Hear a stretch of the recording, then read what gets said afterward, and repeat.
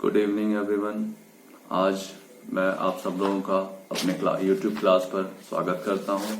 आज मैं MA semester 1 से एक विषय आप लोगों के सामने लेकर उपस्थित हुआ हूं। यह विषय जो है सब्जेक्ट कोड CC1, पेपर का नाम है एंशिएंट सिविलाइजेशन। एंशिएंट सिविलाइजेशन के यूनिट 3 के सेक्शन A, जिसका नाम है सांग डायनेस्टी, इकोनॉमी एंड रिलीजियन, यानी सांग राजवंश की अर्थव्यवस्था और धार्मिक व्यवस्था पर एक संक्षिप्त रूप से प्रकाश डालना है। तो चलिए हम अपने विषय को प्रारंभ करें, लेकिन प्रारंभ करने से पूर्व हम अपने अध्ययन को एक अध्याय के रूप में विभाजित करेंगे। सर्वप्रथम हम इसका इंट्रोडक्शन देंगे।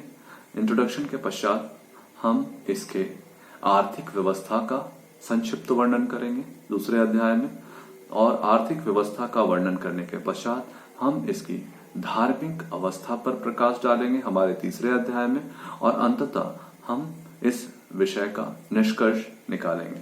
तो चलिए बिना समय गवाए हम अपने विषय को प्रारंभ करते हैं। चीन के इतिहास में सांग वंश का इतिहास काफी महत्वपूर्ण माना जाता है। चीन के ह्वांगहो नदी के पास अन्यांग नामक स्थान पर खुदाई से बहुत सारी सामग्रियां प्राप्त हुई हैं, जिससे हम सांग वंश के इतिहास का ज्ञान होता है। इस खुदाई के प्राप्त अवशेषों के अन्वेषण से उस समय की समृद्ध आर्थिक एवं धार्मिक व्यवस्था का ज्ञान होता है। इस युग की स्थितियों का संक्षिप्त वर्णन हम उनके शीर्षकों उपशीर्षकों के माध्यम से करेंगे। तो अब हम इसके द्वितीय अध्याय में इसकी आर्थिक व्यवस्था पर प्रकाश डालेंगे। इस वंश के अन्यांग शहर के रहने वाले मुख्य रूप से अपनी जीविका के लिए खेती पर निर्भर करते थे। वे लोग घरेलू जानवर भी पालते थे और शिकार भी करते थे। इन्हें शिकार के कई उद्देश्य थे। शिकार से उन लोगों को भोजन की सामग्री, मनोरंजन, कुछ पहनने के सामान तथा सेना को लड़ने के अभ्यास आदि कार्य एक साथ हो जाते थे। इसकी पुष्टि ओरेकल बोन पर प्राप्त लेखों से भी प्राप्त होती है। इस काल में कई जानवर पाले जाते थे। कुत्ते, सूअर, भेड़, बकरी, हिरन, बैल, भैंस और बंदर। घोड़े एवं हाथी के विषय पर इतिहासकारों के बीच मतभेद है कि वे इस काल में थे अथवा नहीं। इस युग में भोजन के लिए जिन जानवरों का प्रयोग होता था उनमें गाय, बैल, सूअर, भेड़, कुत्ते और मुर्गियां थी। इस काल में कुत्तर और सूअर लोगों के द्वारा खाया जाता था। विद्वानों का मत है कि शांग युग में चारागाह काफी संख्या में थे। कुछ ओरेकल बोन के लेखों पर चारागाह के संबंध में झगड़ों का भी उल्लेख मिलते हैं। इसी आधार पर कुछ विद्वानों ने यह मान लिया था कि इस युग में चीनी मवेशियों को लेकर घूमने वाले खानाबदोश थे, जिन्होंने हाल में खेती करना सीखा था। लेकिन प्रोफेसर क्रील का इस मत को स्वीकार नहीं करते हैं। उनका कहना है कि इस युग में चीनी कृषक बन गए, जो घर बनाकर गांव और शहरों में रहते थे और काफी संख्या में पशु भी रखते थे। उनका यह भी मत है कि चीनियों में अधिकांश पूर्वज किसी भी समय में मवेशियों को लेकर घूमने वाले खानाबदोश नहीं थे, बल्कि शुरू से ही घर बनाकर रहने वाले खेतीहर थे। खेती इनकी जीविका का महत्वपूर्ण साधन थी। वे बहुत योजनाबद्ध ढंग से खेती किया करते थे। इस समय गेहूं, बाजरा आदि की खेती मुख्य रूप से की जाती थी। लेकिन चावल के विषय में इतिहासकारों के बीच काफी मतभेद है कि इस युग में चावल की खेती होती थी या नहीं। इस युग में उत्तरी चीन की जलवायु चावल की खेती के लायक थी और जमीन भी उपयुक्त थी, इसलिए संभवतः वे चावल पैदा करते थे। चावल की खेती में सिंचाई का बहुत निकट संबंध होता है, इसलिए यह अनुमान किया जाता है कि वे सिंचाई का प्रबंध करना भी जानते थे। ओरेकल बोन के लेखों से सिंचाई का पता चलता है। कपड़े बनाने वाले और कुछ पौधों को भी उगाना जानते थे। पुरातत्ववेत्ता यह मानते हैं कि नवपाषाण युग से ही उत्तरी चीन में कोई ऐसा पौधा उगाया जाता था जिससे कपड़े बनाए जा सकते थे। संभवतः यह एक प्रकार का सन, जिसे हम लोग जूट भी कहते हैं, होता था जिसके रेशों से वे कपड़ा बनाया करते थे। खेती के लिए वे जिन औजारों का प्रयोग करते थे वे संभवतः लकड़ी के बने होते थे। खेती का काम अधिकतर पुरुष किया करते थे, लेकिन रेशम उगाने का काम खासकर स्त्रियां ही किया करती थी। 10वीं शताब्दी ईसा पूर्व के एक शिलालेख से पता चलता है कि रेशम का प्रयोग कारोबार में विनिमय के माध्यम के रूप में होता था। शांग युग में आर्थिक समृद्धि के 3 साधन थे: कृषि, पशुपालन और शिकार। इन तीनों से के साथ हम युद्ध को भी जोड़ सकते हैं, क्योंकि युद्ध के साथ काफी लूट का माल प्राप्त होता था। सांग युग में थोड़ा बहुत व्यापार भी होता था, लेकिन अधिकतर गांव या शहर ही आवश्यकताओं के लिए सारी वस्तुएं वहीं पैदा कर लेते थे। दूसरे शब्दों में गांव या शहर अपने आप पर निर्भर थे और एक दूसरे से विनिमय भी किया करते थे। इससे यह पता चलता है कि एक केंद्रीय राजनीतिक सत्ता का अभाव था। व्यापार विनिमय के द्वारा होता था। गाय, घोड़े, बैल और अनाज विनिमय के माध्यम माने जाते थे। इस युग में कौड़ियों का प्रयोग विनिमय के लिए होता था। सांग युग में लोग कपड़े एवं बटन बनाने की कला में माहिर होते थे।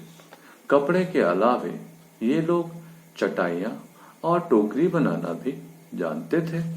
इन लोगों को पॉलिश का भी ज्ञान था, क्योंकि अन्यांग शहर में कई पॉलिश की हुई कुल्हाड़ियां, पत्थर के बर्तन, पत्थर की तश्तरियां, सान वाले पत्थर के उखल और पत्थर की मूसल मिले हैं।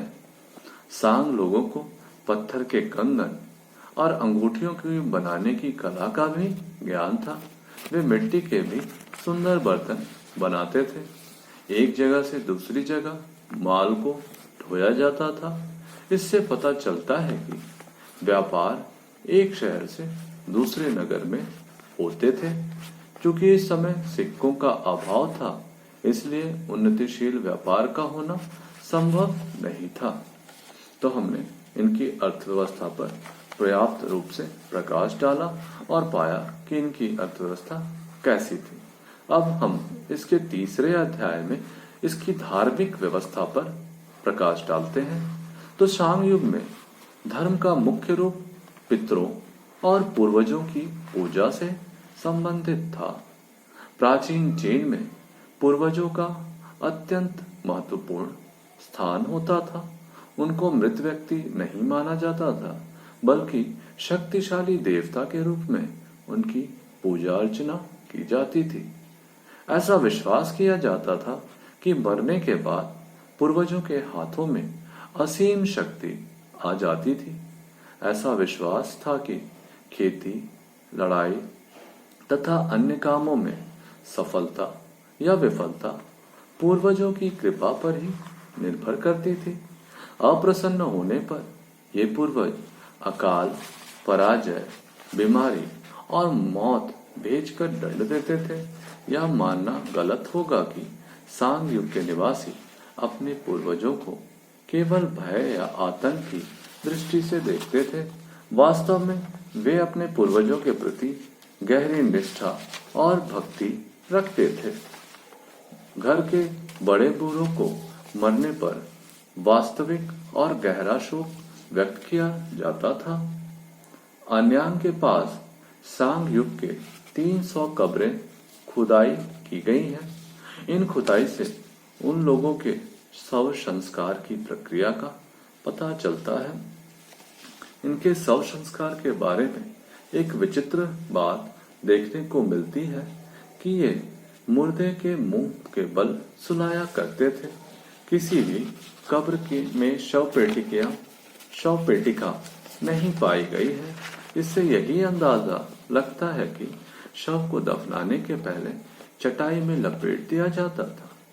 यह इस बात को भी ज्ञात होता है कि कांसे के जो सामान कब्र में गाड़ दिए जाते थे, इनको भी पहले चटाई में और चटाई के बाद कपड़ों में लपेट दिया जाता था। मृतक के महत्व के अनुसार उनकी कब्र में वस्तुएं रखी जाती थी। छोटी छोटी कब्रों में कांसी की बनी हुई कटारी नुमा कुल्हाड़ी और कुछ मिट्टी के बर्तन रखे जाते थे। ऊंचे पदों के व्यक्तियों के कब्रों की काफी संख्या में कांसे के सुंदर बर्तन रखे जाते थे। राजाओं की कब्र में बहुत ही बहुमूल्य पदार्थ रखे जाते थे। दुर्भाग्यवश राजाओं की कब्रों को खोदकर उनके सामान चुरा लिए गए हैं। इन कब्रों की दीवारों पर रंग कर सुंदर चित्रकारी की जाती थी। राजाओं के शव संस्कार के समय बहुत से मनुष्यों का बलिदान भी दिया जाता था। ओरेकल बोन के लेखों से पता चलता है कि सांग युग के लोग अपने पूर्वजों से सहायता मांगते थे और उनको जितना बलिदान चढ़ाते थे उतना किसी देवता को नहीं चढ़ाते थे। मृत रानियों को भी पूजा और बलिदान चढ़ाए जाते थे।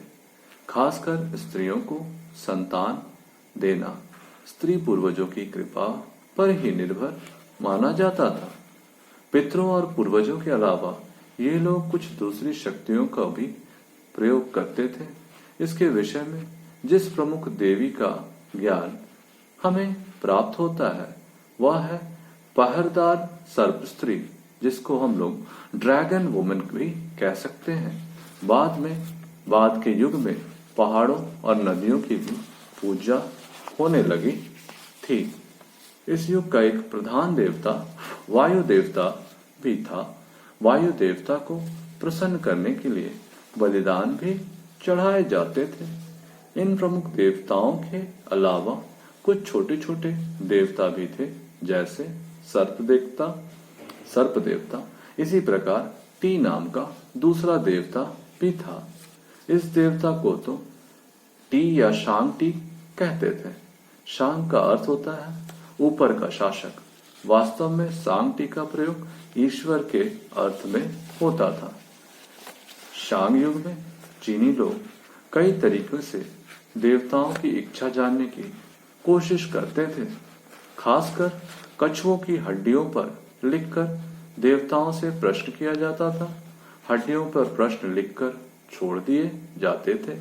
इन हड्डियों को ही ओरिकल बोन कहते हैं।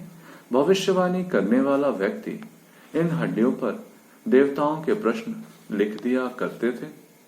वे सपनों के द्वारा भी देवताओं की इच्छा की व्याख्या किया करते थे। शांग युग के धर्म में बलिदानों का भी बहुत अधिक महत्व था। बलिदानों की प्रथा इसलिए शुरू हुई कि इनके द्वारा पूर्वजों और पितरों को भोजन दिया जा सके।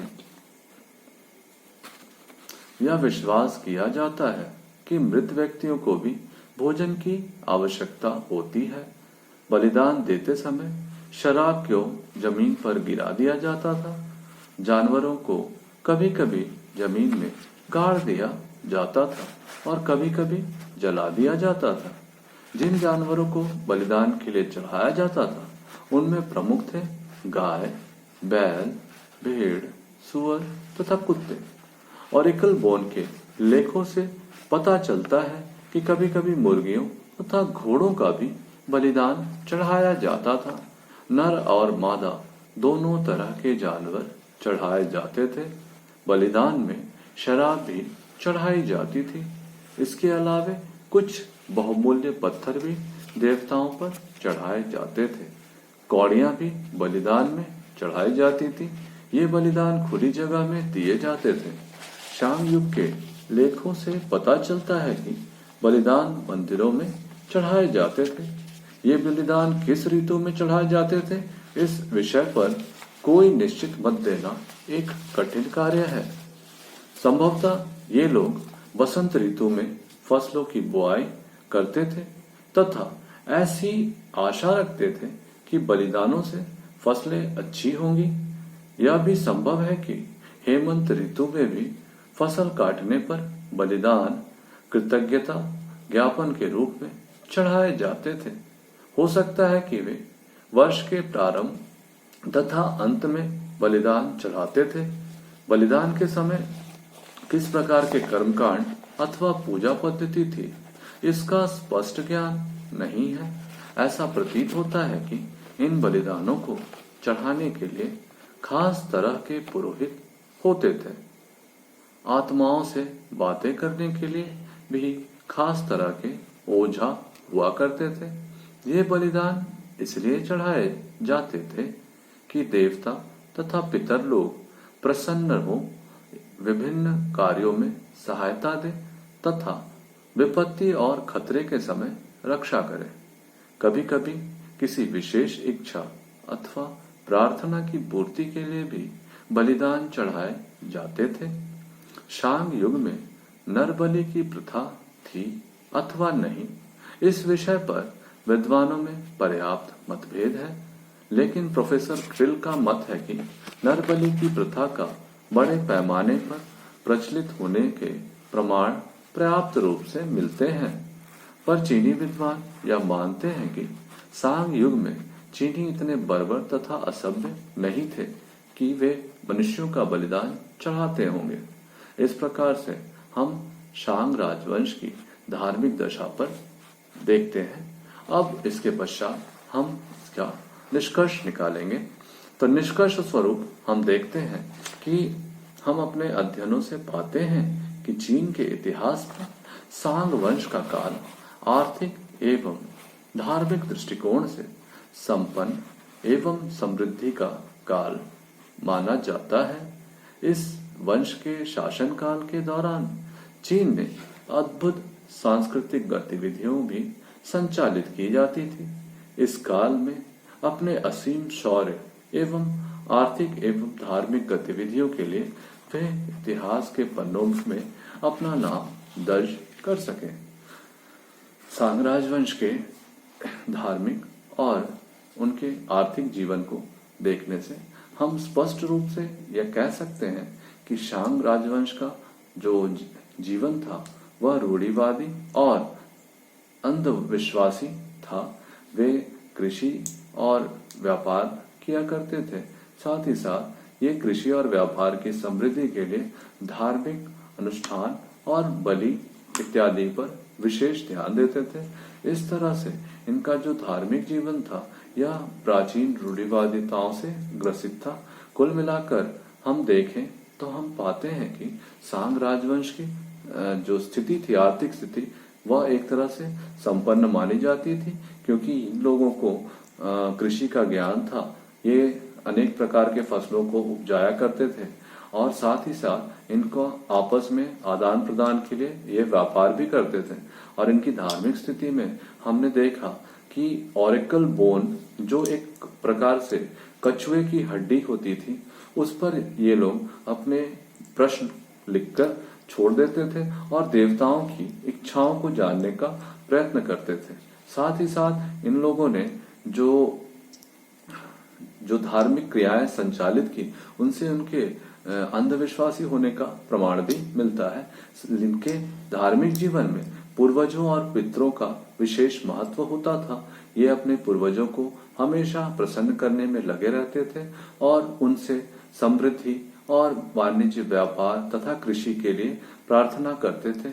इसके अलावा ये अनेक अन्य देवी देवताओं की भी पूजा अर्चना करते थे। इस प्रकार कुल मिलाकर सांग वंश की सामाजिक, आर्थिक और धार्मिक दशा हम देखते हैं कि काफी समृद्ध मानी जा सकती है और इस काल में काफी हद तक शांति और समृद्धि देखी गई है, क्योंकि ये लोग एक जगह स्थायी रख कृषि एवं व्यापारिक गतिविधियां संचालित करते थे। तो आज के लिए हम इस विषय को यहीं समाप्त करेंगे। उम्मीद करता हूं कि आपको इस प्रकार के विषय से संबंधित प्रश्नों को हल करने में अब कोई कठिनाई नहीं होगा, आप उन्हें आसानी से सॉल्व कर लेंगे। तो आज के लिए बस इतना ही। हम अगले क्लास में फिर से आप लोगों के सामने हाजिर होंगे। तब तक के लिए धन्यवाद।